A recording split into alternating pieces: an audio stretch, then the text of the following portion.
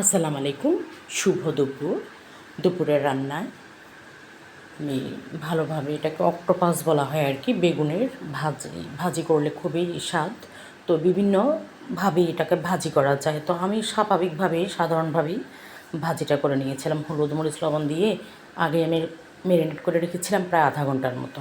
লবণ দিলে এমনি চুপসে যায় যে কোনো বেগুনের তো ভালোভাবে আমি ভেজে নিয়েছিলাম, একদম পার্ট পার্ট করে ভালোভাবেই ভেজে নিয়েছিলাম, মানে প্রত্যেকটা পার্টে যাতে তেল ঢুকে, মশলা ঢুকে এবং প্রত্যেকটা পার্ট যাতে খাওয়ার উপযোগী হয়, খাওয়ার উপযোগী করে আমি ভেজে নিয়েছিলাম একদম বাদামি বাদামি করে।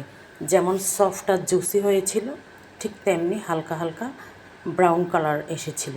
মানে ব্রাউন কালারটা আসা পর্যন্ত আমি অপেক্ষা করেছিলাম, যাতে এমনভাবে ভাজিটা আমার হবে যাতে মানে এত লোভনীয় আর এত মুখরোচক হয়, যাতে ভাত, পোলাও, খিচুড়ি, বিরিয়ানি মানে প্রত্যেকটা জিনিসের সাথে, মানে প্রত্যেকটা রাইস সাথে খাওয়া যায় ভালোভাবে।